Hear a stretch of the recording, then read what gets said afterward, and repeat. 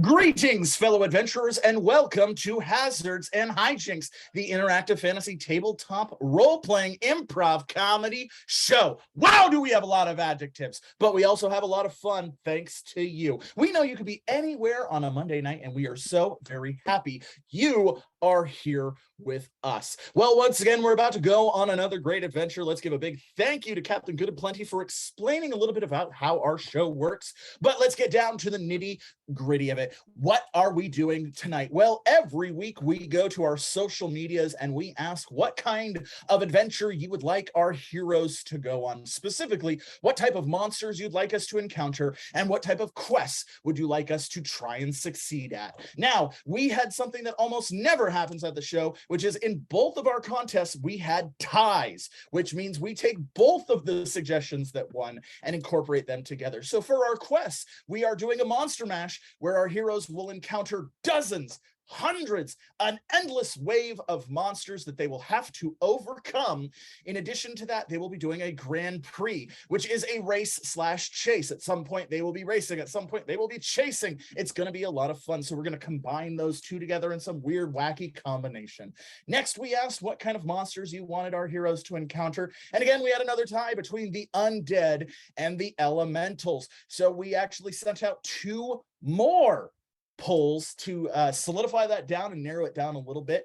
And on the undead part, you said you wanted to see mummies this week, which is great. We love mummies. We don't think they get enough play, so we will be taking on those wrapped up toilet paper boys. It's going to be a lot of fun. And then we said what kind of elemental you'd like us to take on. And again, we had another tie between the earth elementals and the air elementals, which just happens to work so great with the idea of mummies, because when I think air and earth combined together, I think sandstorms, and when I think sandstorms, I think 1999's Immortal Classic starring Brendan Fraser, The Mummy, with that big-ass face sandstorm. So we're going to make lots of references to everyone's bisexual awakening film, The Mummy, tonight, as we have just an incredible adventure that's going to be wacky and as built by you, as always. Now that I've gotten that out of the way, let's get to the most important part of the show.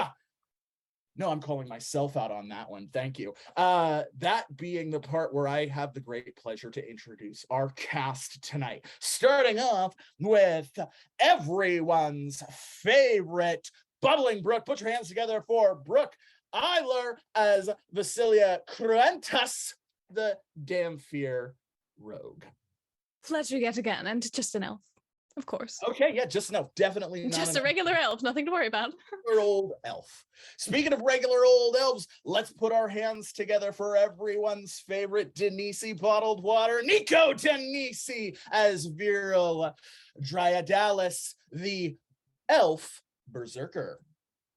I beg your pardon, I am not old, but thank you for the introduction. Still, and I'm not regular either. Not regular, not old, just spectacular and forever young.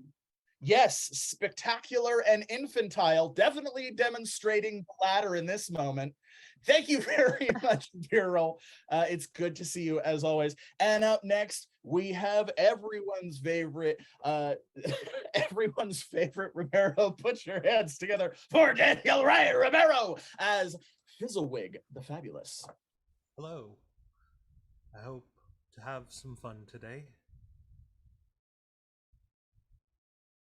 Thank you as always. I'm sure you will have fun. Well, now that we've got our cast assembled, I think it's time to get our adventure started. And let's do that the way we always do, with a hearty huzzah. And I'm going to want to see you in the chat throwing down those huzzahs as well. I want to see a ton of huzzahs in the chat, so I hope it's there. 3, 2, 1, huzzah!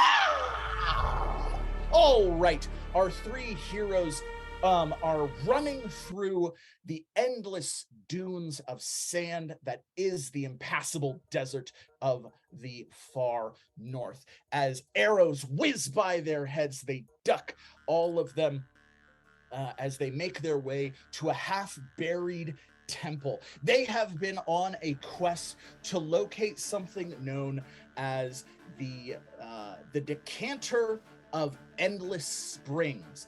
They were given this quest by a beleaguered and nearly dehydrated knoll or dog folk who said that this would unify all of the feral dog folk of the impassable north together and finally bring peace to the region. However, ever since they went on this mission, they have been assailed, assaulted, and in all ways overwhelmed by the sheer ferocity of the feral dog folk of the impassable north. In this particular instance, they haven't even slept in 2 days as a pack of dog folk have been chasing them, yipping and howling, firing arrows at them nonstop, trying to catch them and train them to be pit fighters in their dog fights. So our three heroes, Vasilia, Veryl, and Fizz, running through the desert together, trying to make it out. You see a couple different options of where you can go. You notice to your left, there appears to be a ravine that you could potentially duck down. To your right, it looks like not much further is a small, like, dilapidated shack. Or you could, of course, turn around and confront the dog folk behind you. What would you like to do? For the love of the gods, can we please just hide and maybe then just throw a stick? Fetch, right? Fetch? They like to fetch, right? They'll fetch? Oh, yes, that's a fantastic idea. Yes, let's go. I see an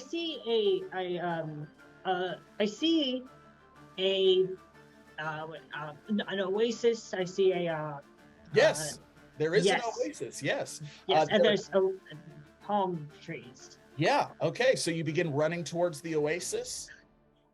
You grab one of the palm fronds.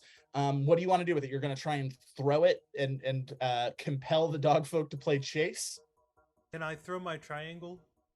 You can, yes. That is going to be an engineering check on your part. So let's roll a d20 plus a 1d6 for that engineering check. Excellent.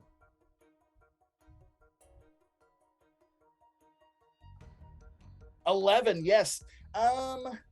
So you, as Veryl runs towards the oasis and grabs a palm frond, you whip out, you pull the triangle off of the string on your neck, and you just kind of chuck it. And as you do, it shifts into a straight stick-like instrument that kind of flies through the air. Little bits of it turned into a flute essentially. So as it does, it makes like a fluty sound. It's like which kind of distracts the dog folk, and they're like, "What the fuck?" And they all kind of stop as the flute lands right at their feet, and now they're very confused. They're like sniffing at it. Some of them are growling and yipping at it. But it did succeed in completely stopping and distracting them for the moment. How about you, Vasilia? What would you like to do? Oh, good doggies. I'm hiding. Okay, yeah, let's roll a stealth check for you. That'll be a d20 plus a 1d6. We'll set this check because really there's just the ravine, there's the oasis, and the dilapidated building. So you have a lot of stuff available to you. So I'm going to set this check at 14. You got a 21. Tell me where you go to hide. Or you can like bury yourself in the sand, just like. The dilapidated building has shade, so in I go. To the dilapidated building you go. You run into the dilapidated building and you hide. Dog folk did not see you, and you were so stealthy with it, you were able to cover your tracks in the way that the sun is hitting the rippling sand dunes. People couldn't even be able to follow your tracks. You completely disappeared. That would make it the dog folks' turn.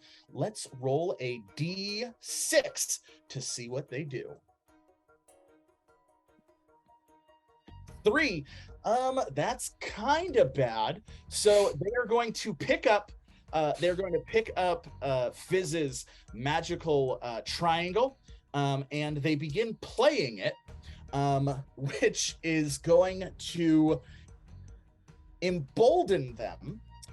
They actually like grow in size because they're getting like bardic inspiration as they begin playing the magical triangle. They grow in size and become even more monstrous, and they like howl, and then they lock eyes with Veryl, and they begin sharp. No. That would make it Veryl's turn. Veryl, what do you do? Okay, well, they're all locking eyes with me.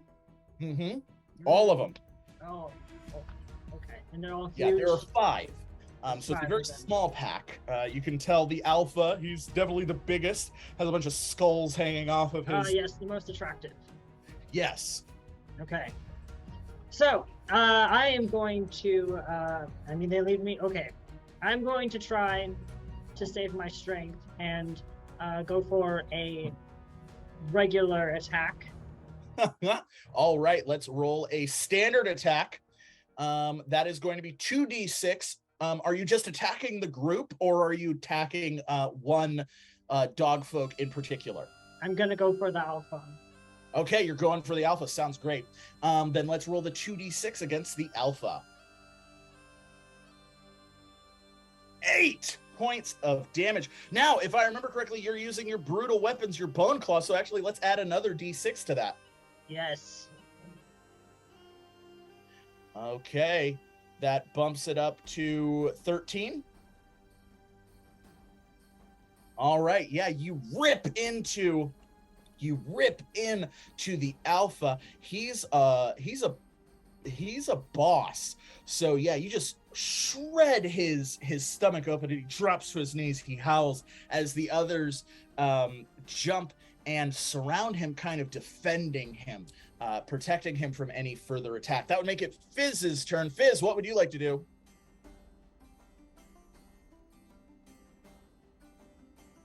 I would like to follow Vasilia if I could.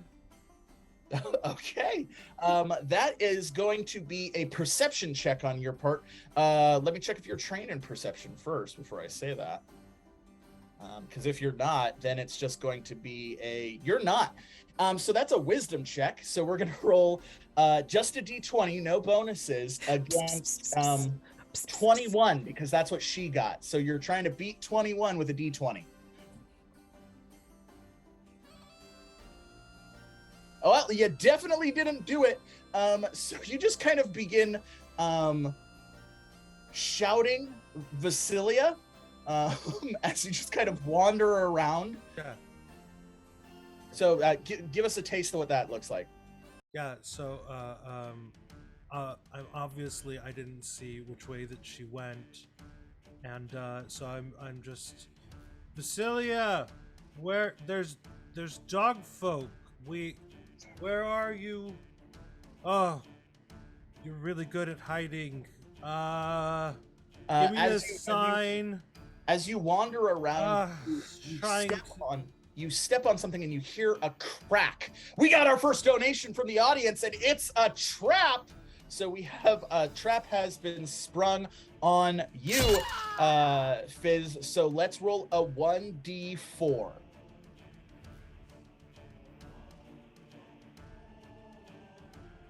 That's a ooh. All right, Fizz, the choice is yours. You can have something really bad happen, or you can take 8 points of damage. Really bad. All right, really bad. What you step on is actually a small lamp, and as you step on it, it cracks. It crushes under the weight of your clumsy footing, and a billowing smoke begins to come out of this lamp, surrounding you, lifting you into the air as the smoke solidifies into the large hands of a Djinn, an air elemental lord. He looks down at you and he goes, Michaelis, you thought you could imprison me, but you were wrong. I am too mighty to be held by such pathetic mortal instruments. And now, for your arrogance, you shall suffer a fate worse than death, that of the endless fall. He then throws you into the air, and you go careening into the sky. Yeah. Oh, yeah. Well, that's not going to be very endless. Yeah, like Wilhelm scream all the way up in the air. Yes. Yes, you do. What happened today? The air elemental then turns and sees the dog folk and Veryl. What is this silliness? That would make it Vasilia's turn. Vasilia, what do you do? A show that we put on just for you, my lord. Okay, is this a deception of some kind? I assume it must be. That's up to you. I'm lying out of my ass, so I would love to Yeah, deceive if this you're lying Djinn. out of your ass, then I'm gonna say that is a deception check. So let's roll a d20. I'd plus like a to one. aid. Okay, let's roll that aid first. Let's roll a d20. 10 or better. It's helpful. 19. That is definitely helpful. Veryl, how do you aid in this situation? I'm going to be using my acting skills to back up Vasilia's claim that we are putting on a performance, a welcome home performance for this great heir. I do deserve to be welcomed, mortals. You are right. All right, let's roll the check with 2d6 bonus. We're going to set the check because he's kind of dumb. He's been trapped in a bottle for who knows how long. We're going to set this check at 14. That's a 21. Very well. I will not interrupt you further. Continue to entertain me, mortals. Where before he just had kind of like a tapering, miasmic tail, he transforms those into a billowing pants and nice little pointed sandals, and then he sits on like a cloud floating above the air. Proceed! You see Fizz is now tumbling back down to the earth. About 2 feet before he hits the ground, the Djinn snaps his fingers again, and he's just propelled all the way back up into the stratosphere. I see you've taken a liking to one of our actors. Wonderful, wonderful. Thank you, I'm very funny. You are not funny, Michaelis, and you will suffer forever, falling without ever landing. Voice in the sky. Continue. That would make it the dog folks' turn, so we're going to roll the pack first. Let's roll a d6.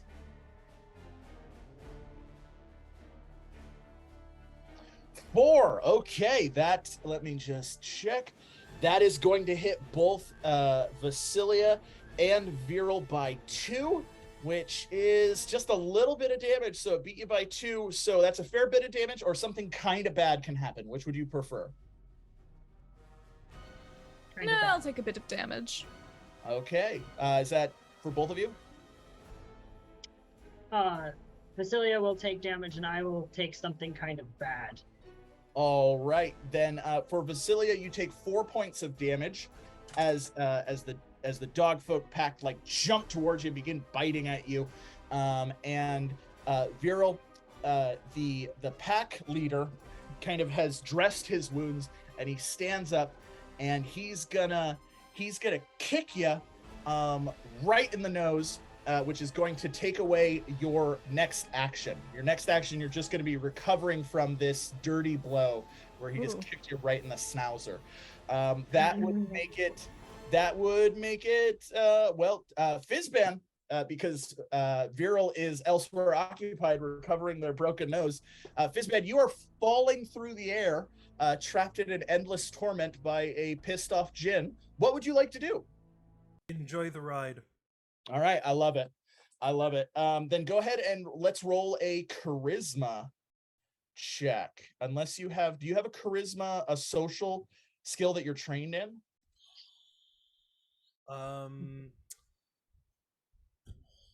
Not in this situation. Persuasion, but no. Yeah, I'll let you roll a persuasion in this, because if you're demonstrating that you're enjoying it, that would be persuasive. Can I pull out a bag of snacks? Yes. And attempt to eat them while I'm falling? Okay, yeah. We'll just make it we'll set the check at 12, so a d20 gets 12.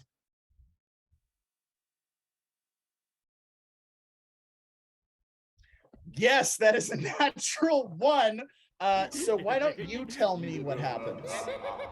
So I assume at this point, like, I try to get into my bag on my side, and end up, especially with the nat 1, I end up undoing like my belt, and like all of my items go flying away from me in every different direction. Yes, all of your items go flying away, which and now I'm struggling to keep my pants on. Yes. Because I lost my belt.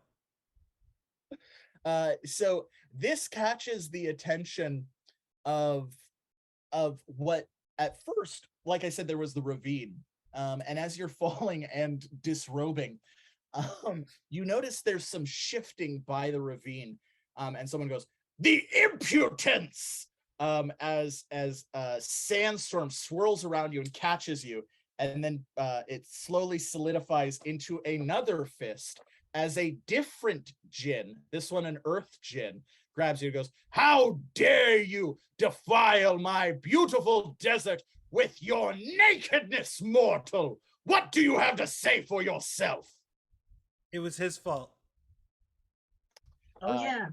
The It's a good earth idea. Djinn turns and looks at the air Djinn, who is still sitting on his cloud watching this insane show. He goes, "Is that you?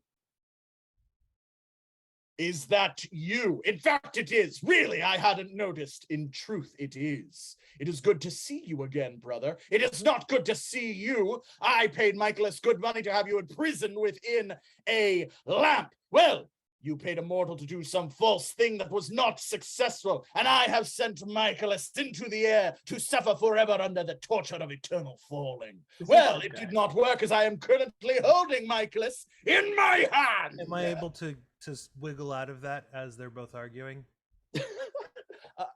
Yeah, go ahead. If he's and holding roll. me by my pants, I could just Drop. Yeah, no, fair point. Yeah, you just drop down. You just cut. Now you're Pooh Bearing it. You got the shirt, but no pants. So there you go. You drop down as the two Djinn. They begin getting larger and larger, and wind and sand begin whipping around both of them. This is going to, let's do an odd or even. Vasilia, odd or even? Even? All right, let's roll a 1d4. It's gonna be odd now.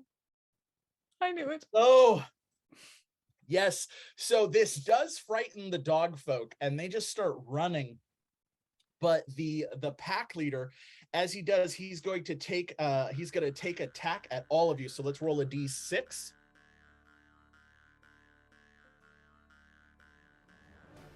Ooh, Oof, ouch, my bones.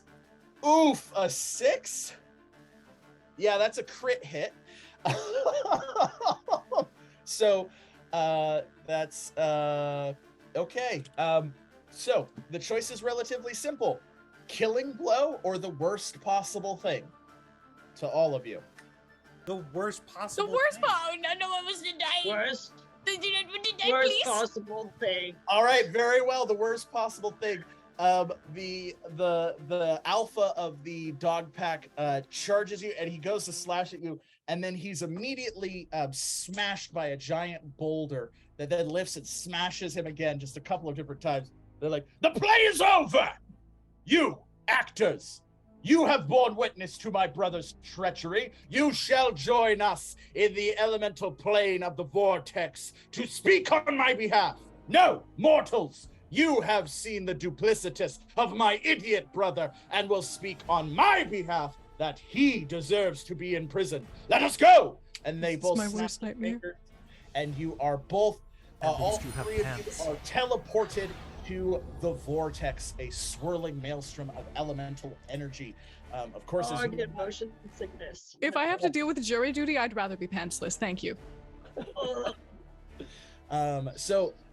Almost immediately, the Djinn, who are natural inhabitants of the Vortex, they're perfectly fine, but you are inundated with a ton of different elemental energy all at once.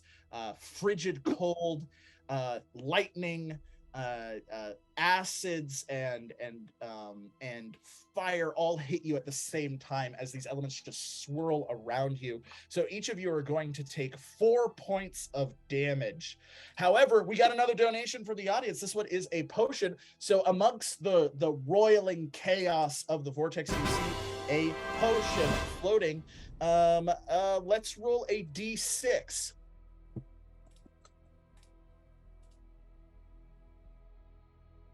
All right, Fizz is able to grab it.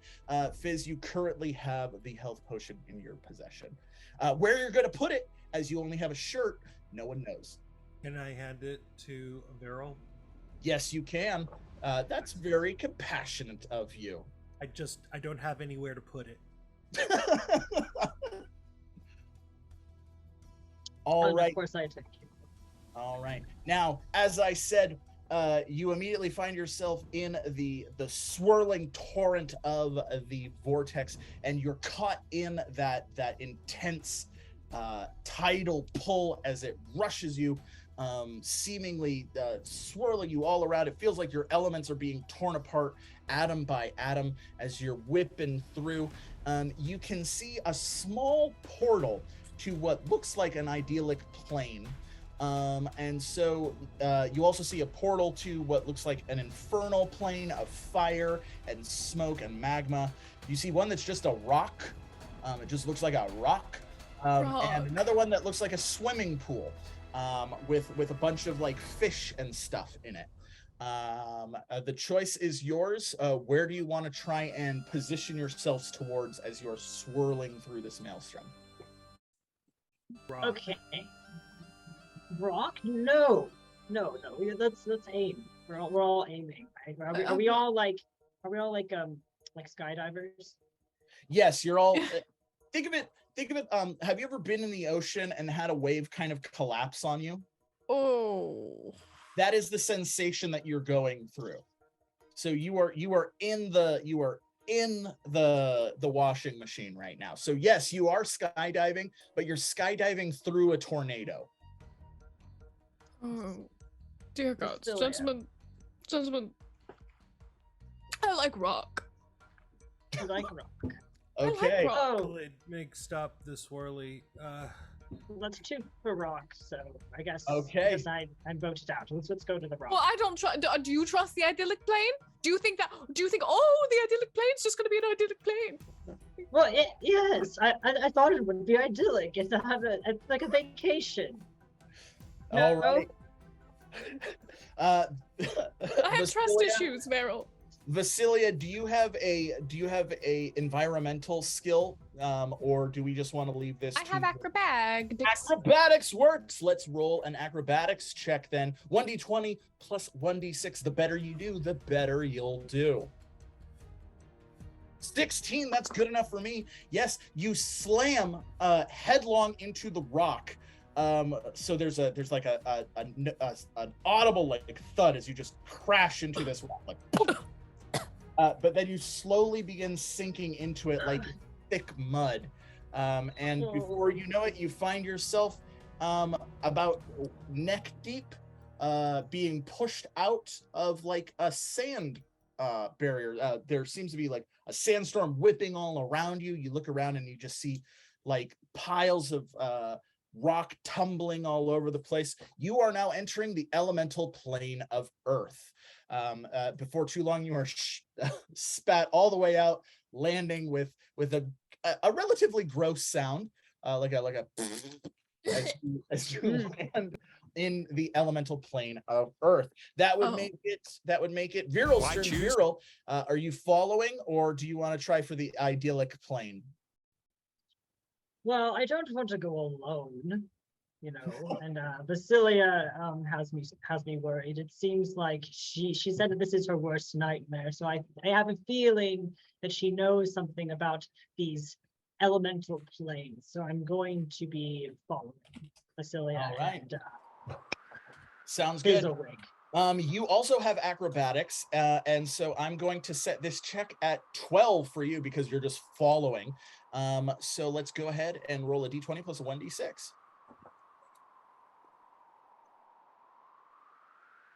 Ooh, 18. Yeah, that's good enough for me. So yes, again, you slam into the rock, and it slowly consumes you as you two are pushed out into the elemental plane of Earth, landing right next to Vasilia with a Hey, how's it going? We're grounded. Yeah, that would make that's very good.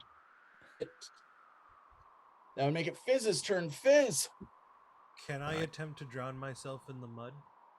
you can attempt to drown yourself in the mud. That is completely acceptable. Do you have any environmental skills? Let me take a look and see what you got here.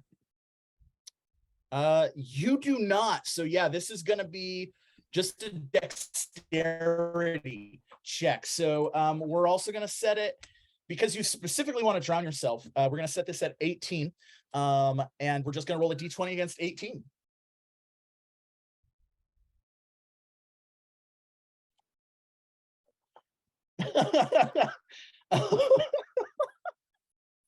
Can I just fall back and just cover myself in the mud? So you failed by a pretty big portion, so you can take damage or you can have something bad happen. Oh, something bad. Okay, yes. You like focus in and you're like, I'm so sick of this. I'm going to drown myself in the mud, and you actually blow past the portal to the elemental plane of earth and shoot yourself directly into the elemental plane of fire. So like the burning infernal plane, you just rocket yourself through that, and you feel an intense heat as your shirt is burned off of your body. All of the hair on your head is burned off of your body, your eyelashes, your eyebrows, as you just like come through a layer of scalding hot steam and are thrust into the plane of elemental fire. You're like floating in the air for just a few moments, because there are other elements in each elemental plane. So there's air, there's water, there's earth, but it's all scalding hot. It's steam, it's boiling water, it's molten magma. And you can kind of see this as you're floating, and your skin's just breaking out in blisters just from the intensity of the heat. As you fall, go ahead and give me an odd or an even. Odd. Okay, let's roll. 1d4. Ooh, that's an even. You land, you see a magic carpet, and you see a figure on a magic carpet, and you like, oh, this is going to work out great. And then you slam into the figure, and both of you tumble off of the magic carpet. The magic carpet swoops and catches the figure again. The figure, a large Ifrit or fire Djinn, he extends his finger out and he goes, "You dare touch me." And suddenly a cage made out of fire surrounds you, and shackles are placed on your hands and your feet and your neck. It's like, "You will accompany me to the Brass City, where I will force you into an internship if you catch my meaning." And the magic carpet begins whipping towards, pulling you behind it, towards a beautiful city of glowing hot brass ascending out of what just seems like a lake of fire. We will come back to you, Fizz, as we return back to the elemental plane of Earth.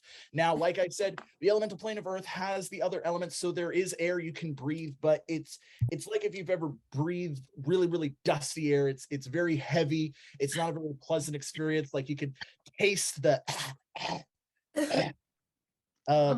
there seem to be just rocks slamming down. You look up and you realize you're not outside. You're in an enormous cavern, and the cavern has glowing stones all over the place that are providing ambient illumination. At this point, very similar to like the midday sun. It's very bright, but that's because in addition to the sand whipping around, there's also little bits of glass and little bits of gemstone that are whipping around in this sandstorm. So each of you are going to take 1 point of damage as this glass just kind of like torrents and pellets you, just like sticking into you like needles. And it's causing all of the light to refract and make everything very, very bright. But you're able to look around and you're able to see there are caverns, naturally forming caverns pretty much all over the place. So you can seek cover if you want, or you can attempt to explore this open cavernous space. That's entirely up to you. So we'll say, Veryl, you're up first. What would you like to do? Okay, so I'd like to find shelter from the okay. Now you are trained in nature, if I'm not mistaken. You are. So I'm going to say this is going to be a nature check. We'll do a d20 plus a 1d6, and because of the sandstorm, it's kind of blocking your view a little bit, so I'll set it at 12. Okay, so d20 plus 1d6. All right, 15. Yes. You notice there is a very small hole that looks like a cavern that you would just be able to fit in. And so you begin making your way towards that. Vasilia, what do you do? Veryl, where are you going? Oh, look, I'm trying to find us some shelter from this sandstorm. I thought maybe we Okay. we could make a plan. That'd be good. I'd wipe a little blood off my mouth. I'm actively dying right now, so I would love shelter. I'm You look I'm really dreadful. yeah. I really feel. Thank you so much. You know, I'm not feeling hot or sexy right now. I'm actually feeling very much like I am dying. Mhm. You said the shelter was over there. Yes, it's just this way. Just come along. Just don't touch me. You're bleeding, but come close. It's Oh, I'm fine. sorry. Just, you know, I am too. Yeah, I guess it doesn't matter. Hold on to my my tunic, and Thank we're you. just going to. Okay, all right. So, okay, so this is better. I can hear you now. Yes, the two of you have entered the small cave. It's stationary for about like 6 feet, so it kind of feels like a very small, cramped room. And then there's an immense natural slope that just kind of drops down into a black cavern of some kind. Slip and slide of doom. I love that. Yes, this is. Um, I'm quite getting used to how disgusting everything is in these oh, it's elemental so planes. unsanitary. This reminds me of home. Where is Fizzlewigg? You know, it appears that he did one of his things where he throws caution to the wind and goes headlong into danger. And last I saw him, he was being swallowed up by the earth. So that's the last I saw. Okay, well, I feel like we should be concerned about that, but I've no way for interplanar contact, so I say we just also throw caution to the wind in the spirit of our friend who may or may not be deceased. God's bless him, and maybe go down the slope. Why not? At this point, I'm already dying, right? You'll be okay. I mean, isn't your kind really good at healing and all that? I'm sorry. Did you just make that assumption? Well, I just, you're quite aren't you quite resemble one of the my subterranean subterranean are you not? I'm so sorry. No, you're completely right. I'm so sorry. Yes, Oh, Vasilia does look like a laurel leaf elf, which is the subterranean offshoot of the ivy leaf and the holly leaf elves. However, unlike most laurel leaf elves, Vasilia is not blind, nor is she hairless, implying that there's something off about her. She could just be a really pale ivy leaf elf, or like a holly leaf elf suffering from albinoism. But she's definitely introduced herself to you as a laurel leaf elf before, which makes her kind of uneasiness being in a cave slightly suspicious, because you'd think, given that she grew up underground, she'd be more comfortable with the space that she currently finds herself in. yes. So is it what? Tell me more about Hope. What's Oh, love home. I would think that you would love. I mean, not to make assumptions. Not all laurel leaf. Oh no. Yeah, no, love home. Great place. Love home. Just like this. Deep dark cavern. Love it. Love home. Dark cavern. Immaculate. Sliding. Slip and slide into that's why, you know what? We had our own slip and slide of doom. Oh, of doom. Yes, it's where we put the bodies. Oh, I see. The bodies. And So I'm the thinking there wayward might be like a travelers. layer of cushioning if we go down, so it won't be too bad of a fall. I think you might be onto something. And also, do you think at the bottom of this slope, do you think there might be a soft membrane for us to dive into so that we can go after Fizzlewigg? I mean, there will be membrane. I'm not sure the type that you're referring to. Not arcane, just literal membrane. Or like mud, like something we could Perhaps, sink probably into. below. Yeah. Because who knows? Maybe Fizzlewigg went into the mud, into the barrier between astral planes. Maybe he's gone to the idyllic plane. Maybe we can go somewhere bright with fresh air and The fresh air that will probably be so violent that it rips up our lungs, knowing this place. oh good God. I mean, do you want to go back out there and get pummeled with rocks and glass? No, I want to go down the slip and slide of doom so I can die in style, goddammit. You know, that actually doesn't sound too bad. Let's you first. With that, Veryl pushes Vasilia down the hole. Vasilia lets out a yelp as she falls down the slip and slide of doom. Veryl, true to his word, follows suit, jumping down the slip and slide of doom. Both of you slide for a good amount of time, what feels like several hundred feet, sliding along this smooth, wet rock. The air is becoming more musky and smelling foul, but it also doesn't have that heaviness that it did before. It doesn't have that dusty quality.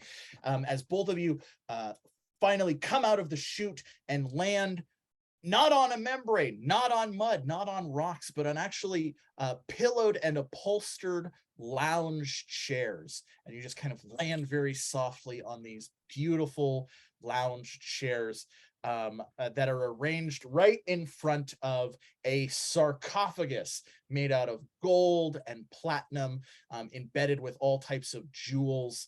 As you kind of look around and get your bearings, you see the walls are masoned and painted with beautiful illustrations of Djinn and other elementals, and Vasilia, no. Could I make an Vasilia occult wouldn't check be to able- Yes, you'd like yeah. to. Could I make an occult check to see if I can read any of it? Yeah, by all means. Let's do an occult check. We'll do this will be open-ended, so the better you do, the better you do. Oh, thank you. We got a donation from on Twitch. So I will after we roll, we'll see what happens with that. Please help. Oh, I'm that's illiterate. You're able to tell that this is where you are, is close to two elemental borders. The elemental plane of Earth and what is known as Necron, the elemental plane of Oblivion. So there's a strong sense of necromantic energy coming through here, because some of the hieroglyphs that you can see written on the wall, you don't speak elemental, you don't speak primal, but you do recognize the universal symbol for undeath. It's just a skull. It's not the most subtle or esoteric symbol. So you are able to tell that there's something occult and necromantic about this place. Yes, so we got a $5 donation. So if I'm not mistaken, that's going to be an epic weapon or a curse. We'll leave it up to chance. Let's roll a D4. We'll roll a D4, odd or even. Well, they didn't say which one they wanted. All right, then fine. We're taking the bad one. You got to make choices, otherwise we're gonna get a bad result. So we're gonna bestow a curse on one of our two players. Let's roll a D6 and figure out which curse we are going to befall. That's a 3, so that's going to be on Vasilia. Last roll. Let's roll a D8. I'm already dying, please. No, none of the curses kill you. 7, you have the Raven's Conspiracy curse. So a flock of ravens emerge from the universal symbol of death, and they surround you, cursing you with the Raven's Conspiracy curse. You can only perform an aid, defend, or heal action for the remainder of the curse. So either the remainder of the session or until the curse is broken. You cannot directly attack. You cannot do skill checks. You can only help your fellow players. So you cannot directly do anything that would you can't protect yourself. You have to help other people, is essentially the requirements of the curse. So thank you for that, audience. We really appreciate it. Now, Veryl, you are trained in nature, so you actually do speak a little primal. So with a nature check, you can kind of understand what these hieroglyphs are. Would you like to do that? Yes, I'd like to try to read this. All right, this will be open-ended. The better you do, the better you will learn. A 17. Yes, you're able. So you definitely saw the trap that that Vasilia accidentally sprung by just reading out the universal sign for undeath that caused the curse to be placed upon her. And you can read the inscription in its totality. It says, "This is the burial chamber of the great Earth Djinn, first pharaoh of his dynasty. All who enter will recognize he has power over undeath, the earth, and all other elements in that order." So we should choose his side of the air element. yeah. I think we So should, you relay this information to Vasilia, and you turn back and you definitely see the sarcophagus. The sarcophagus itself says, "Here lies Hafria, first of his dynasty." So, okay, and am I able to act now, or I always forget if I wait for you to? No, you can act whenever you want. Okay, so this is much better than the cave of goop and sandstorms. So it's much more comfortable in here. Can think clear. It seems that we have a and the undead, wait, voice in the sky. So yeah. So this is the temple. The temple, or this is the burial place. This is the burial chamber. The burial chamber of Pharaoh Hafria, who is the first of his dynasty. And he is here in this sarcophagus. Yes, he is. He is, like it says, "Here lies Hafria, first of his dynasty," atop the sarcophagus. So that's what it says, atop the sarcophagus. The sarcophagus, like I said, is gilded with platinum and gold and is covered in beautiful jewels. As you read it out again, a powerful elemental energy courses through you, because we got another donation from the audience, another $5 donation. This one is for enchanted armor. So this Veryl, you are given enchanted armor. Your armor is going to double, so where it was 2, it is now 4, as you are gilded yourself. Beautiful gold hieroglyphics cover your skin as you read them. They say stone and steel.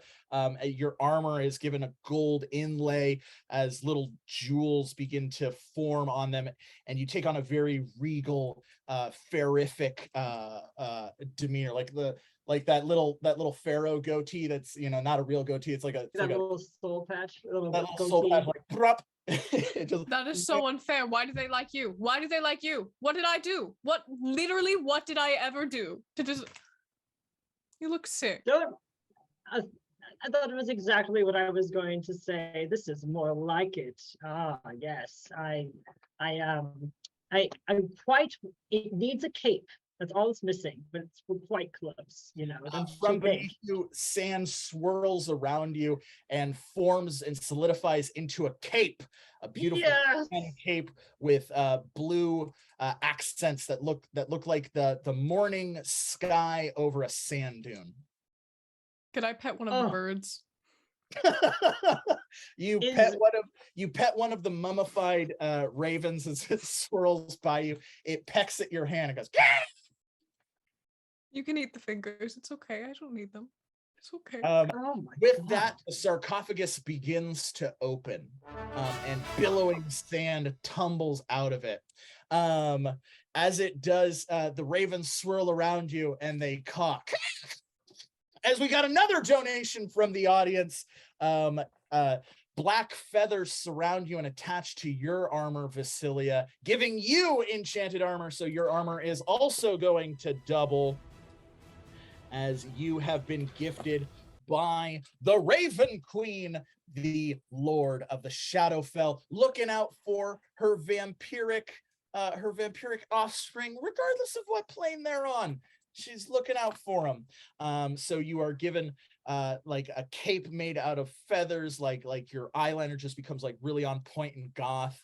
Like your lip shade turns to absolute black, like your eyelashes have that feathering thing, like the whole 10 yards. You're like goth girlfriend manic. Thank the gods. It's fantastic. Like you look like you listen to nothing but The Cure. Fantastic.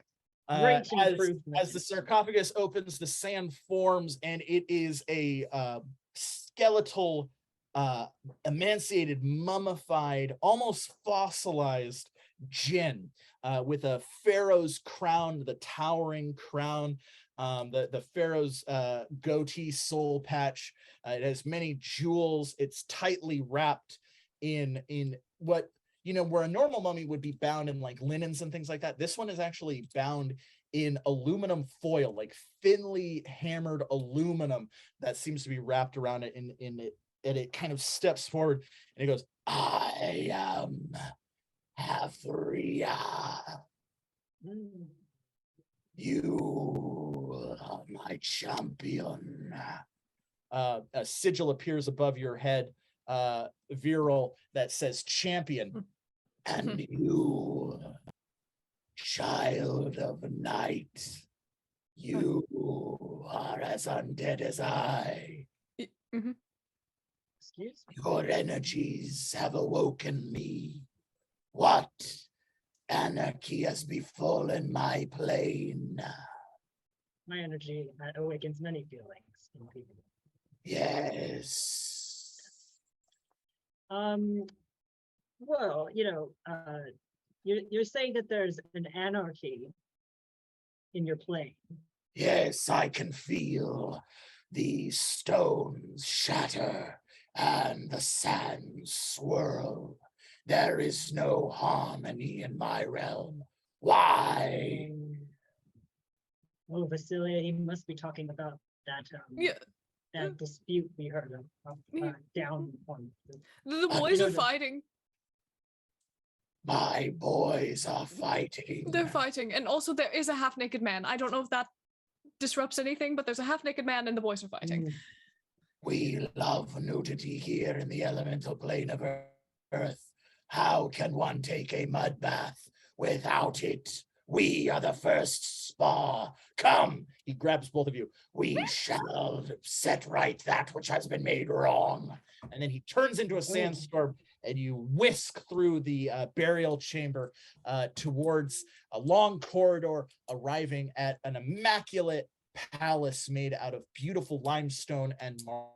He drops you down as you see the two other Djinn bickering back and forth. They turn and they both go, "Father!" Meanwhile, at the City of Brass, the Ifrit puts a medallion around Fizz's neck, which immediately causes him to stop burning. You no longer smell cooked steak. Your blisters seem to dissipate, and you begin to grow your hair back. You have been given a charm of elemental protection. This will remain on you until you are sold, at which point, whatever fate awaits you is no longer my concern.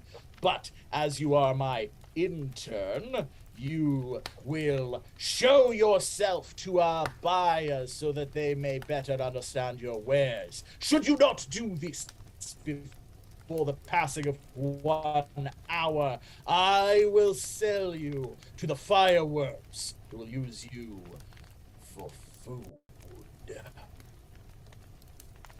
Thank you for saving me. I did not save you. I've literally imprisoned you, and I am selling you into an internship against your will. But I'm not on fire anymore. Thank you.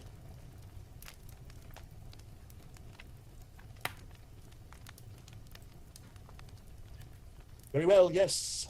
By your narrow definition.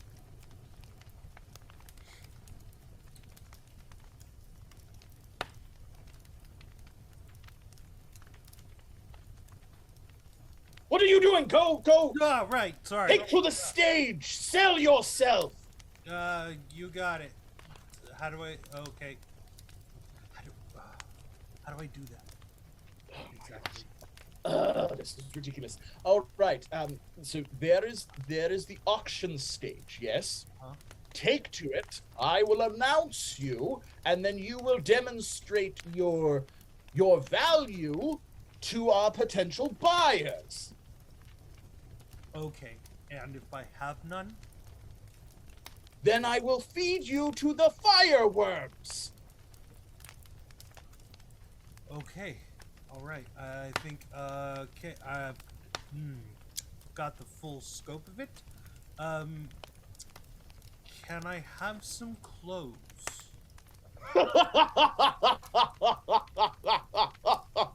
I did think perhaps you mistook this for the elemental plane of Earth. Your poo bearing it will not fly here. We are discerning peoples of the elemental planes of fire. He snaps his fingers, and flames wreath around you, forming a beautiful but slightly warm silk pajama bottoms. Awesome. Honestly, you're the best. Stop it! I am the very embodiment of tyranny! Yes, you are. Yes, I am terrified and tyrannied. Good. He then takes to the stage. It is I, Sakim, the internship leader. I have a new intern for you, my potential buyers. You hear clamorous roar coming to the stage. I acquired this mortal when it literally fell from the sky into my magic carpet. I give to you Fizzlewigg the Fabulous, mortal of the temporal planes. Thank you. You remembered my name. Nobody remembers my name. Man, you're just the coolest. Like, Stop it! oh, right. Sorry. So this is where I usually kind of try to do my thing. But I kind of You threw take to the stage my and instrument see where there was a see that bunch the of crowd other dogs. is full of other elementals. Fire elementals, earth elementals, water elementals. There's also demons and devils and Ashura, as well as fey creatures, crones, oni, trolls, a horde of goblins, and one goose. The goose truly terrifies me. As it should. Yes. So, without my, anything,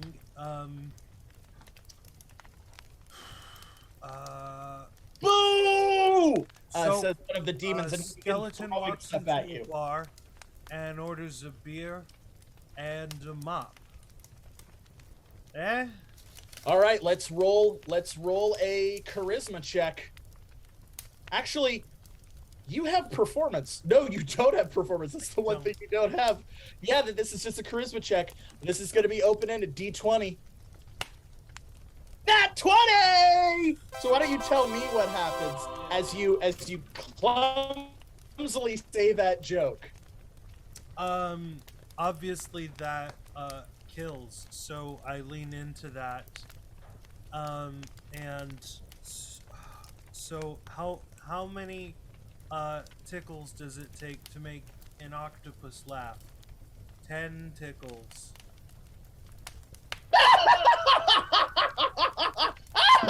A water Djinn slams the table as he just begins weeping tears of laughter.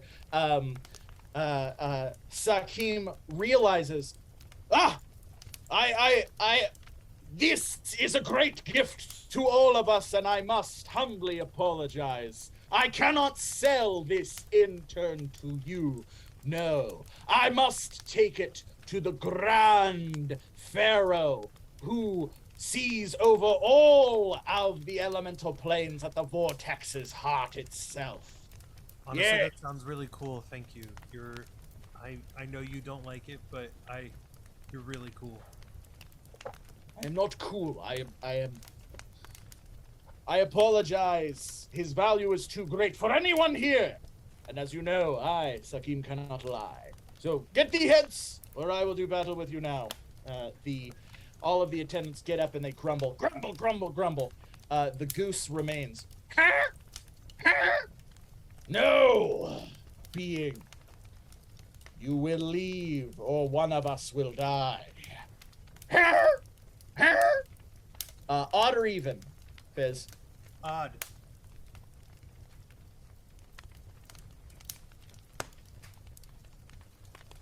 Even. The goose flaps its wings, gets up, and waddles out. But it leaves behind it leaves behind a health potion, and it turns right before it goes out the door and it goes, yes, yes, yes. I will give the intern the health potion. From the audience, you have been gifted a magic potion, Fizz. So you have a magic potion in your possession. Excellent. Can I chug it? Yes, you can. You can chug it for 6 health or 6 EP. I'll take the health. All right, yeah. Then your health has been restored 6. If you have any more, you have bonus hit points for that.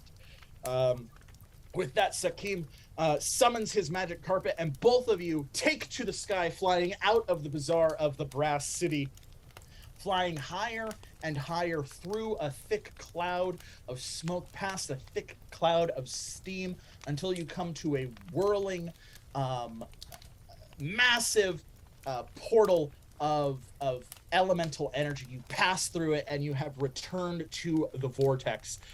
He says, "Hold on, mortal. We go to the very heart of the storm." Meanwhile, back at the elemental palace of Earth, you witness Hifra scolding both of his sons. He then comes back to you, "Champions. Yeah, that's us. Yes. It appears both of you are representing my sons in this petty dispute." Ah, Are we? uh-huh. Yes. Is that in writing? Like a contract? I don't remember signing a contract. Veryl, do you remember signing a contract? No, I don't remember signing any contract. I believe we came together, and I Mhm. thought that you even recognized yourself that you're kind of a unit, a team. Mhm. I don't see how we could fight each other. I mean, you can see I've been blessed by Raven Mommy herself. Which is a great compliment to me and my my shiny armor. All right, Shiny Vasilia, daddy. this is... Oh, because of your curse, you can only assist someone else. So because of that, Veryl is going to have to do this check instead of you. And Veryl, you have the social skill of intimidation. If you would like to try and intimidate the mummified pharaoh of the elemental plane of Earth, Or you could just try Absolutely. a generic charisma check. Well, first let me ask something. Do I have pharaoh powers from this pharaoh, or did someone else give this to me? No, the pharaoh is the one who enchanted your armor. Oh, yikes. Okay, so he gave me this armor and he enchanted me to be his champion, and I'm now going to intimidate the hand that feeds me, right? That is your him? best option. Yeah. Okay, I like it. On my Alright. behalf, because I have anxiety. It's fine. You're my champion. Yes, I will be your champion. Since all you can do is assist right now, I've got this. You're your biggest fan, though. Would you like to roll an assist? I like you. God's damn it, I'm going to try. All right, let's roll an assist. D20. That's 19. That is helpful. So yes, you kind of pat Veryl on the back, and Veryl, you're filled with a confidence. So we are going to have 2d6 added to this d20 intimidation roll. Now, as you said, you are biting the hand that feeds. So this is going to be set at 19. You need a 19 or better. You did it! You rolled a 19! How are you going to intimidate this immortal undead pharaoh of the elemental plane of Earth? Okay, so I'm going to mansplain. I'm going to elf mansplain. Yes. This guy, and I'm gonna make him feel like a real doofus for thinking that he was gonna have us champions fight each other. And I'm gonna say, you ungrateful yet great imposing pharaoh, you really think that we came all this way to be your champion just to bicker amongst ourselves on behalf of your weak-willed and petty sons? Really? Is that what you thought would happen? Or in my endless years of existence and unexistence, has a mortal deigned to intimidate me? Well done, champion. I knew I selected you worthily. Sons, right. your dispute is settled. These champions have resolved your conflict by pointing out the silliness of it. Oh, father, this is harumph. Both of them harump at the same time. Return to your planes. Do not molest my palace further. They vanish. But as they do, a small letter kind of appears in the same elemental energy, and it lands at the pharaoh's wisping, miasmic tail. He grabs it and he begins to read. Oh, most troubling. Champions, I must impeach upon you once more. I have been summoned to the Vortex, where I must meet the Grand Pharaoh of all elements, Massa themselves. Will you accompany me on this journey? Let me confirm with my fellow champion here. Are you doing anything else today? Well, all of my plans were destroyed ever since those dogs. My whole weekend is completely shot ever since the dogs started chasing us in the desert. So at this point, you might as well. But well, what we should do. We should have a concession. We need to strike a deal, I think. Oh, so true. No, I love that idea. Yeah. No, emotional and viable support and advice in exchange for. Yeah. Well, we haven't found a friend. I know that he's easy to overlook, but we still haven't found Fizzlewigg. Fizzlewigg is missing. You're right. You know, he could be dead, but I'm hopeful. So Yeah. Excuse me, Veryl. Yes. Do you, because you have power over death and undeath, do you kind of know the vibes of the living and the dead in this kind of extraplanar space? I can, yes. Do you know if I mean I mentioned a half-naked man earlier. Do you know if those vibes are living or dead? Hafria kind of begins chanting to itself as elemental energy courses through it. You are the only two mortals on this plane now. Oh, rip. So you don't have long range vibe check. You don't have like. Yes. He returns to his meditation. More energy courses through him. There is only one mortal that fits your description, and he is in the Vortex's heart itself. Oh, well, we have to go. Yes. Oh, Okay. Yeah, we'll go. Yeah. Very Well, well. He waves his hand and magic carpet appears and you begin shooting off towards the vortex. When you arrive, it's an enormous palace that dwarfs the palace of elemental earth. It's made out of all elements, where before the vortex was a swirling mass of all of this energy. This one is actually in perfect symmetry and harmony, working with each other.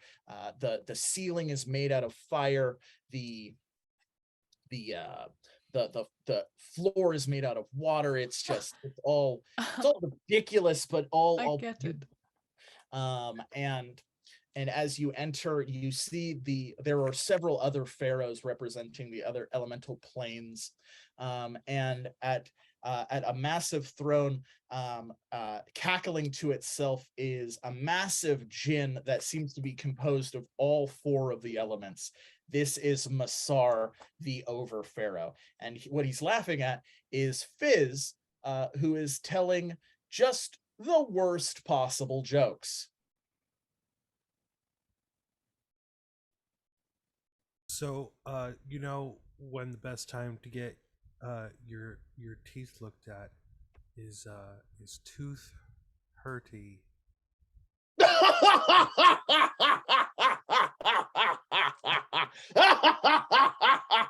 This mortal is more entertaining than any of the elementals upon the massive plains of this infinite scape. Very kind. Saqib, you have done well with this intern. Give him more gold. More gold just kind of tumbles out of nowhere, kind of pelting you a little hard, like hail, just like pelting you. Okay. Do you wish more concubines in turn? Yes. Very well. Yeah. Let's roll a d4, an odd or even. Even. All right. Yes.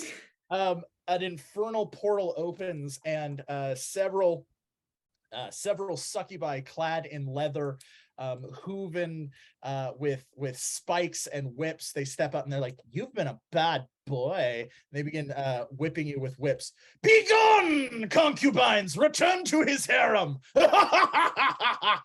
You mortal, I adore.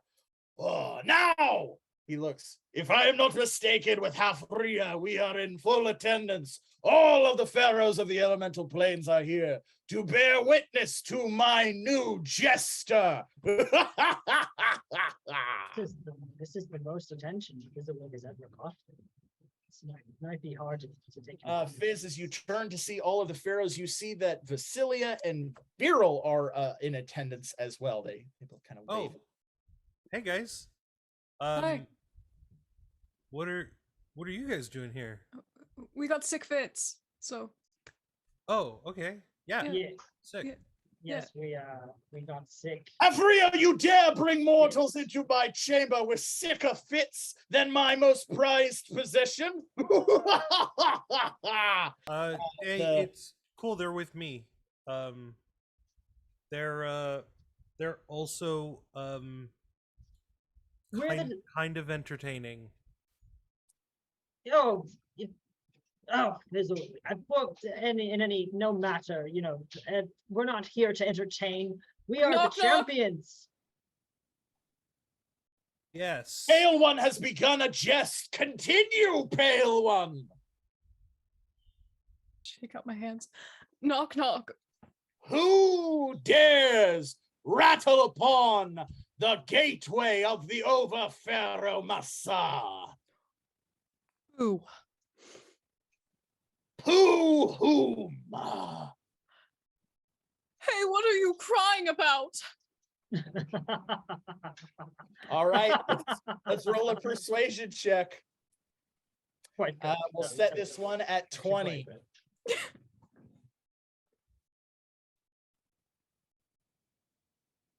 Whoa, you did it. Amusing! You shall join as the under jester. Come. Your I hands are miscalculated. bound, your hands are bound in shackles, and you are drawn to Fizz standing right next to him. Enjoy your internship. Now, what do you offer me, Blue Mortal? Okay, so voice in the sky, where is the damned what is his name? The other elemental guy. Where is he? Oh, I need the mummified one, the one you came with? yes, the one that Hafria is just kind of standing there. He's bowing because he is subject to the Overpharaoh. Oh, I see. So Overpharaoh, sir, I represent Pharaoh Hafria. Ah, I am his champion, and we are here because he was summoned, and it seems that you summoned us here to just. Was there anything else that you came that we were here for? I speak for him, and I'm his champion, and I just wanted to know what you wanted of us, other than to behold your jester. I did not realize that the champions of the elemental pharaoh of Earth would not be amused by my most prized possession, this mortal jester. But as you are his champion and speak on his behest, I acknowledge that I have offended Hafria, and I retort, you impudent mortal fool! You dare speak to me in such plain terms? If you are a champion, then I challenge you to an elemental battle, the most brutal elemental battle of all, that of a race. Oh, only on one condition. You have no right to dictate terms to me, but as I am in a jovial mood, I will hear your request. Can I use intimidation on this condition, or does it not matter at this point? Because he's already got the Why would you upper ask hand. me if you can Oh, intimidate no. me? I'm speaking to my god. Can you just give me a moment? Oh, Voice in the apologies. sky. Sorry, I was a bit confused as to who Christ, you were have talking you to. no Yes, you can attempt to intimidate Masar the Overpharaoh. I'm if you would going like. to intimidate myself. Well, I'm just gonna put a little bit of a spin on it, put a little pizzazz. Okay, you're throwing some EP down on it? My mission.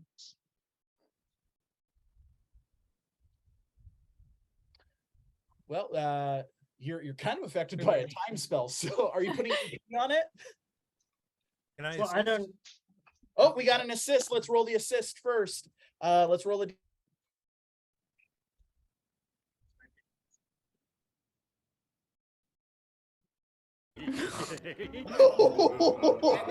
a crit fail on the assist. I'm still going to tell him my Okay, conditions. when you crit fail an assist, that crit Oh, fail no. transfers to the roll.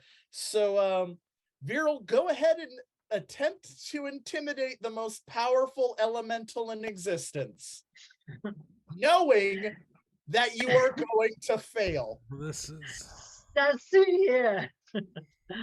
I'm like shaking. I'm like so nervous, and I'm just like, now you listen to me.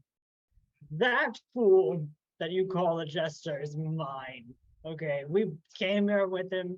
We were separated, and I'd like to make sure that the three of us, myself, my cohort here, and that fool of yours that I'm taking back of mine, not yours, mine. You remember, finders keepers is not real. It's not a real thing. So send us back home to where we came from. Home, not these astral plane situations. If I win. You dare invoke the laws of finders, keepers, losers, weepers. Very Oh, well, I mortal. discount it. No finders keepers. I don't agree with it. It shouldn't exist. Oh, then you dare challenge it. Fine. I accept your terms. Jester, does this mortal speak true? Are you part of its troop? No. You dare lie to me after I've showered you with gold and filled your mortal appetites with succulent, infernal, succubi flesh? Begone! He snapped his fingers, and both of you stand behind Veryl. Very well. The terms of the race shall be losers, weepers. Should you succeed in completing my race, I will return you to the temporal planes from which you originate. But should you fail, you will be devoured by the undead elemental forces of the Vortex, forever to suffer a fate worse than oblivion.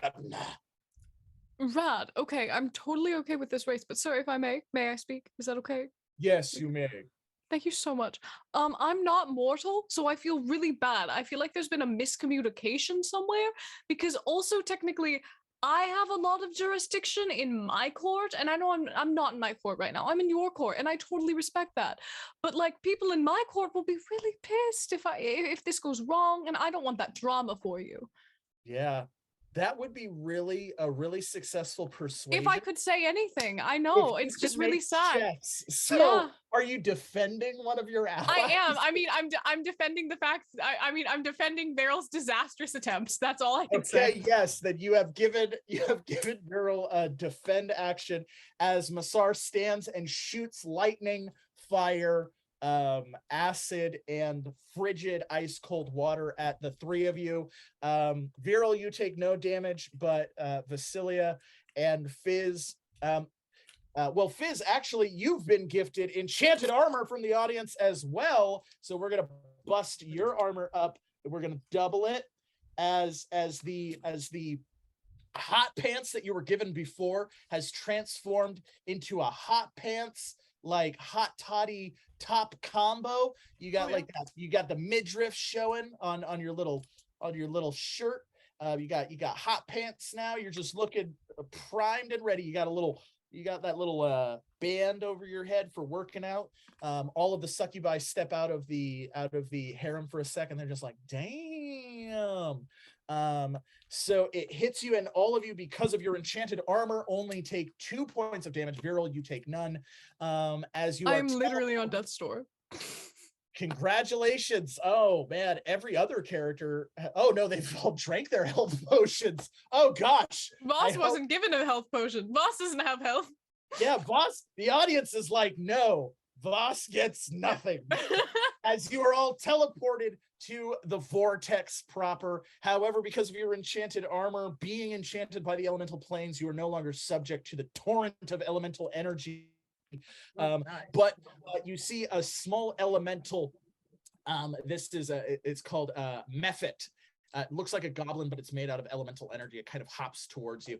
It's like, all right, choose your vehicle. We got elemental camels. We got elemental motorcycles. We got magic carpets. What are you picking?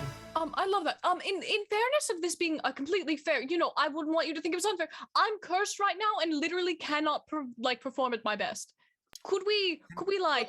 Then I guess you should use your energies to aid your companions. Okay, I'm going to use manpower, turn into a giant bat, and let them ride me. All right, yes. You can't because you're cursed. Oh, but can she use the flying birds around her to propel us? Well, you have just been gifted from the audience a health potion. Thanks, guys. The flying birds from the Raven Mommy, they drop a health potion. You obviously you're gonna drink it, yeah. Thank you, mother, for sucker. Yes, thank you, audience, for the health potion. It does heal you back to full health. And your curse has been broken. The audience has decided you've been cursed enough. So yes, let's use those Vam powers to transform yourself into a giant bat. Let's roll a d20.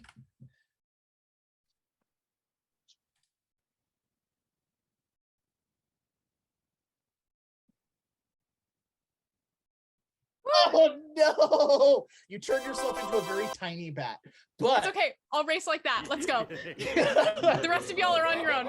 You have the strength through your Vam powers. A miasmic fog from the shadow plane envelops both Veryl and Fizz, and so they're just kind of floating under you as your tiny little bat form, just kind of like.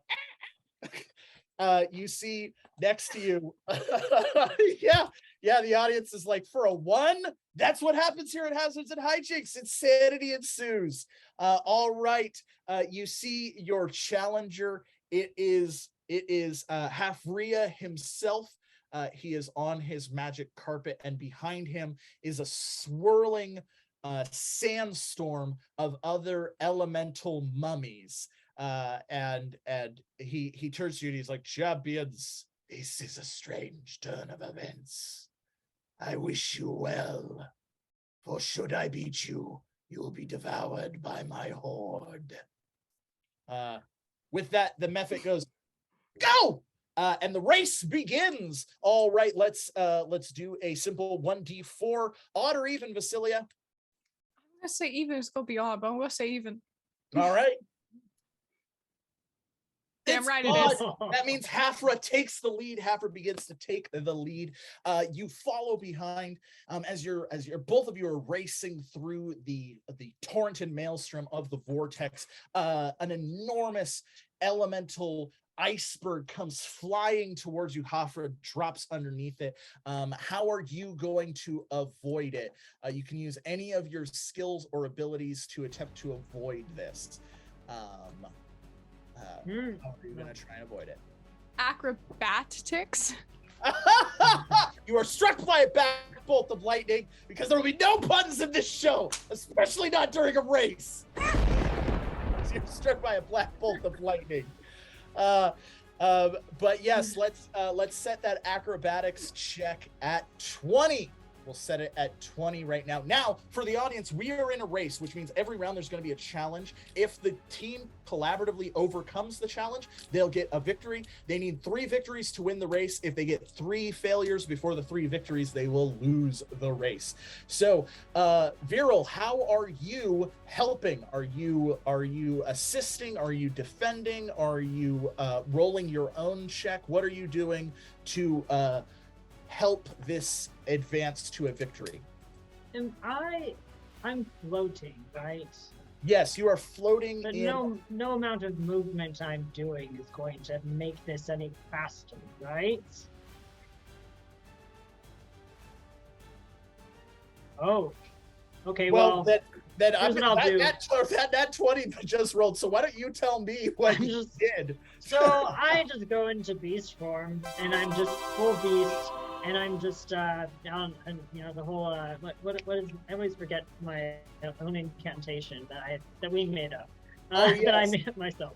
So I'm gonna go full enchanted. I believe it is Moonlight, Bestial. Moonlight, Bestial, Crestfallen, Moonlight, Slaughter. Bestial, Slaughter. Yes. And I'm gonna use my primal, raw, masculine, beautiful, wild energy and just infuse that into the bat, because we're all in the miasma. Yes. The bat's got muscles now, and we're moving even faster. And I'm just like running like a hamster, generating power. I love it. We're Yes. moving super fast. Yes, the two of you shift together, so now you are the enormous I could do this too. beast with a tiny little bat, kind of like she's latched onto you, she's bitten onto you, so she's stuck, and now you're flying through that. But your energy is flowing through her. So, and Fizz is just kind of.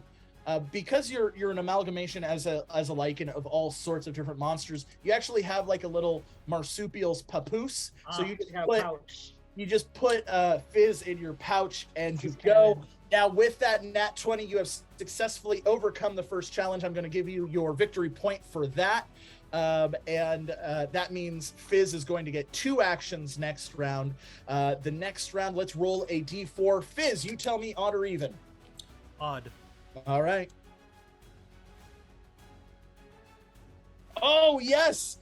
With all of that, you break through the iceberg and you actually get ahead of Halfria. So you are now in the lead. You see a bunch of horses made out of fire are charging directly towards you. You can avoid them. You can direct them in a particular way, or you can just wait for them to pass by. It is entirely up to you. But Fizz, you have 2 actions. I'm going to let you go first and last. What would you like to do? I would like to summon the goose. Marvelous. Yes, as this is one of the few criteria that justify the summoning of the goose, as you are taking on Eternals. Let's roll a d4.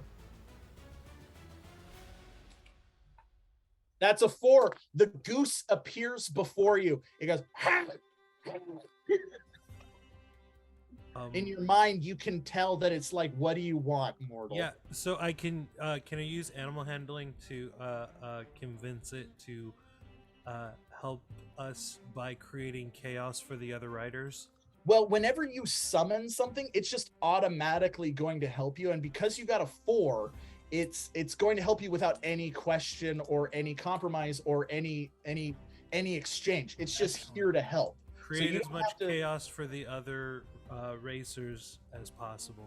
All right. With that, the goose flies not towards Halfria, but instead the stampede of elemental horses. That would make it Vasilia's turn. Vasilia, what do you do? Goose. Yes, the goose. I'm gonna try to pitter patter my little bat wings, because at this moment I am a horrible amalgamation of different creatures. Just try to lift us up a little bit so that the rearing horses can't hit us while the goose is distracting. All right, I'm gonna say that's another acrobatics check. So let's set this one at 16. Let's roll.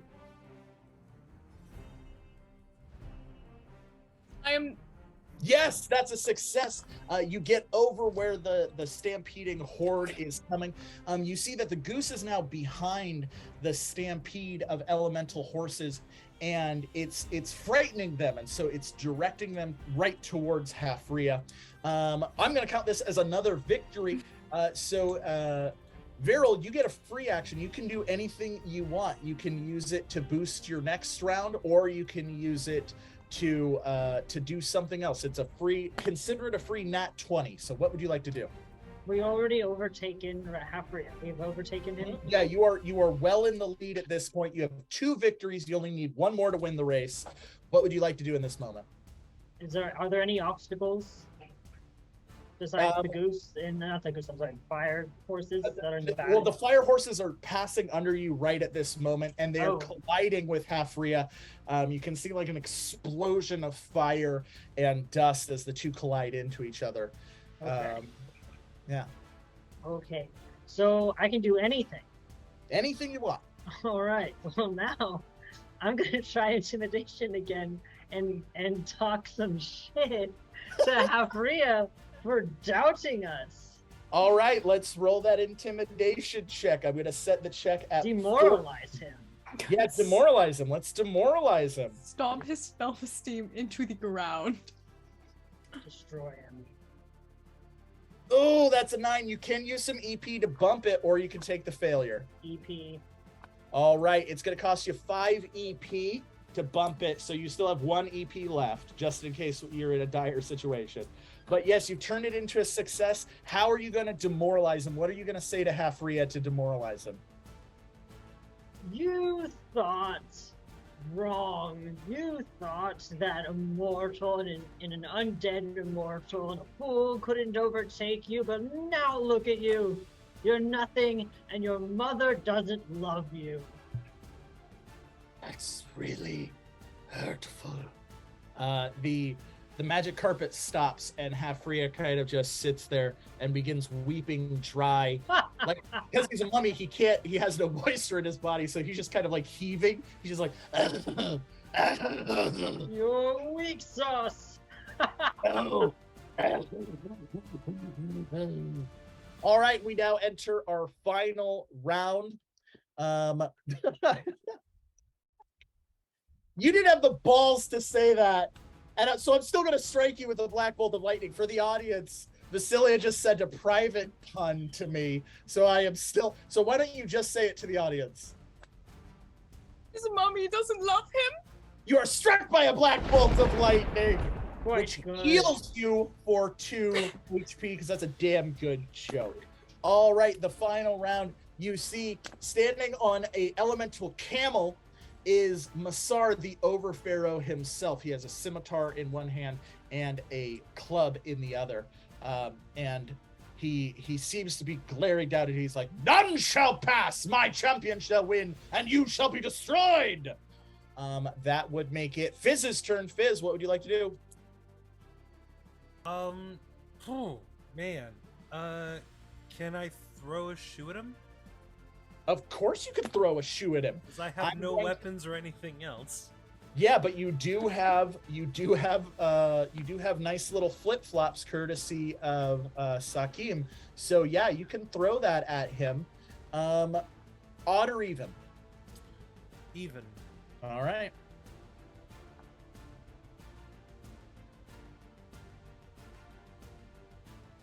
What was that? Oh, it's odd. All right. You throw your shoe at him. It hits him in the face, and he goes, "Ah!" And an enormous bolt of elemental energy, a combined force of all 4 of the elements, shoots forth out of his chest towards all of you. Let's roll a d6.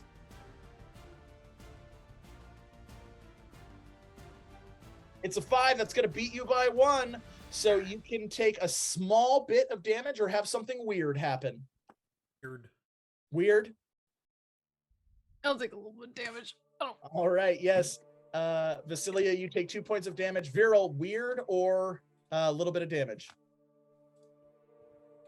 Damage. You also take 2 points of damage. Fizz, a shoe hits you in the face. It then floats in front of you and begins hitting you in the face, just kind of nonstop. It doesn't inflict any damage. It's not particularly painful. It's just kind of obnoxious. I deserve this. That would make it Vasilia's turn. Vasilia, what do you want to do? Well, you know how much I love collecting dead things. Mm-hmm. While we were wandering the desert, did we happen across any dead animals, any dead turtles, mayhaps? Of course. I would like to throw a turtle shell at him, a la Mario Kart. Very well. Yes, I'm going to say that is an occult check. Absolutely. You're trying to use the necromantic energy in this petrified Put skull. a spin on it, you know? Shell. Yeah, let's do it. We'll set this at 16. Perfect.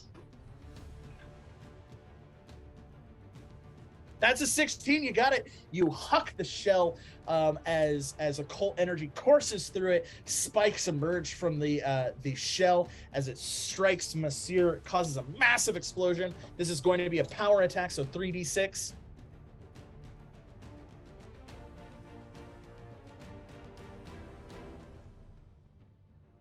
Ten points of damage. He tumbles off of his elemental camel. It charges away into the vortex. That would make it Veryl's turn. Veryl, what do you do? Okay. How close are we voicing the sky to the finish line? Masar is right in front of the finish line. He is your last He's option. trying to block us. Yes, he is blocked. But he's taken 10 points of damage. He has taken 10 points of damage. I'm And a what state is he in now? If you were to guess, pissed off. Hmm. Again, I will remind you, he's the most powerful elemental in existence. And now he has been inflicted 10 points of damage. So this is my favorite strategy. Okay. I'm gonna tell you right now. Is he large? Does he have a big mouth? He does, yeah. Is he like giant, like a titan? Yeah, he's getting larger because he's getting angrier as the elemental energy of the vortex is like fusing into him, making him even more massive. He's becoming like a maelstrom, an enormous storm. So yeah, I would say he's enormous at this point, roughly 240 feet tall. Yeah, okay. Well, so when it comes to big, giant,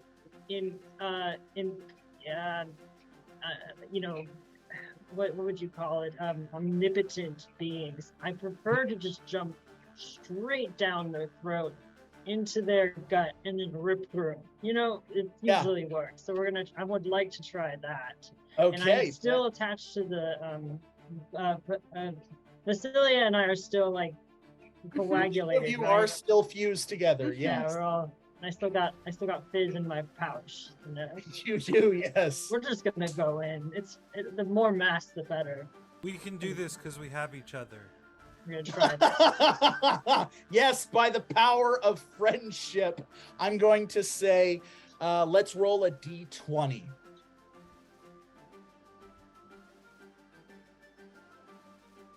That's a 7. So yes, all three of you are forced into the mouth of Masar.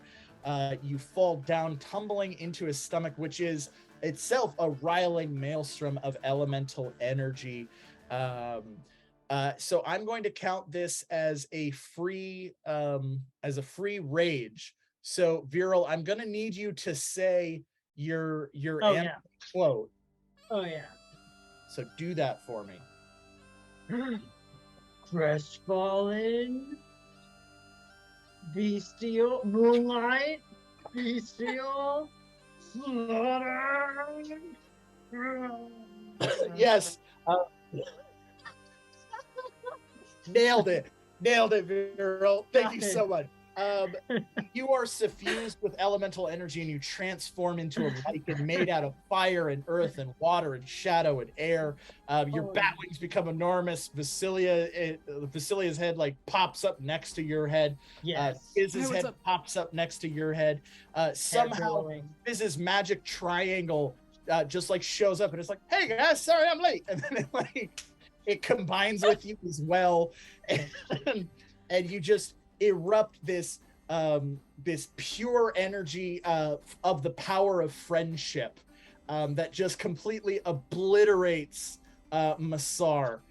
His whole body is ripped in half. He tumbles back as he breaks down into elemental plane, and suddenly all of the swirling maelstrom of the vortex stops. It all just like comes to a grinding halt. And everything begins slowly fading.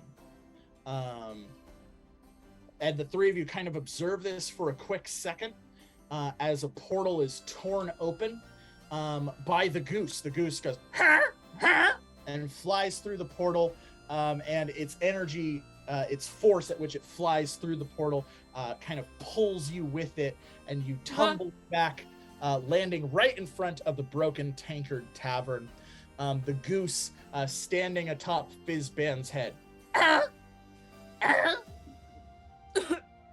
Good job, unholy friendship chimera. That is officially The what best way. I think we've all come to be much closer than I feel comfortable, but Absolutely. it's all right. The dehydrated, debilitated dogfolk who had originally hired you, he steps out of the Broken Tinker Tavern. You've returned! Do you have the decanter of Endless Springs? Oh, the decanter of Endless Springs. No, but we have... Vasilia, what do we have? A hell of a story. All right, let's hear it. He opens the door. The cool adventurers have returned with a hell of a story and a goose. Ah! Everyone screams as the three of you enter. The goose immediately begins attacking everyone in the tavern as anarchy befalls. But what will happen now that the over-pharaoh of the elemental planes has been slaughtered in his own dominion? Will Vasilia ever be able to show her face in the court of the vampires again, now that she's made a complete fool out of herself amongst other royalty? Will Veryl ever be able to remember the name of his own special abilities? And what was Fizzban's magic triangle doing that whole episode? These mysteries and more to be found out next time on Hazards and Hijinks. Wow, what a great adventure we had. Thank you so very much to everyone who played along with us. We had a ton of donations. It was super helpful. Like that, the enchanted armor to the whole cast literally saved them in that last fight. They would have totally died. So thank you for that. Thank you for all the health potions. Thank you for the traps. Thank you for the curses. It was a lot of fun, wild, crazy adventure. Now, we had so many objectives for the heroes to overcome or encounter today. They did succeed at the Grand Prix. They won, so they are going to get a level achievement for that. They did encounter earth and air elementals and resolved the conflict between them, so that's going to get them 2 more level achievements. However, they did not find themselves in a monster mash. At no point did they encounter an overwhelming horde of monsters, so they didn't get all of them, but they did earn 3 level achievements tonight, which is a hell of an accomplishment, and I think that bumps some of our players up to the next level. That's for us to figure out in our downtime. Right now, we're just going to say, hey, if you enjoyed the show, like, subscribe, follow, all of that junk on here on Twitch, on our YouTube, where we'll be airing this episode tomorrow. Follow us on Twitter so you yourself can contribute to our voting. And just check out the cool art we make and stuff like that. Speaking of art, check out our Instagram. We're going to have cool art coming your way. If you really want to support us, please join us on Patreon so you can become a patron and be included in the credits yourself, as well as get exclusive content sometimes when we feel like getting to it. And finally, we're not going to end on a desperate plea for you to support our social media takeover of the tabletop role-playing space. No, we are going to say that we do this because we love you and we appreciate you, and now we are going to give you a hearty huzzah. 3, 2, 1, huzzah! Oh boy, you guys were the Monster Mash. That's right. Oh man, yeah. That was something else. Let's give a big shout out to our channel familiar tonight was MC Smitherman. So all of the special effects that you saw throughout the night, all of the music, all the stuff keeping us rocking and rolling, that was MC Smitherman. Follow him on social medias as well. He is an up and coming novelist, and he is just gonna rock your world with his upcoming book. He's also in the LA area, so if you want to hang out with him, connect with him, and maybe you can hang out. This is a new the new part of the show where we talk. He's right for the stalking. Yeah. Enjoy the stalking, MC.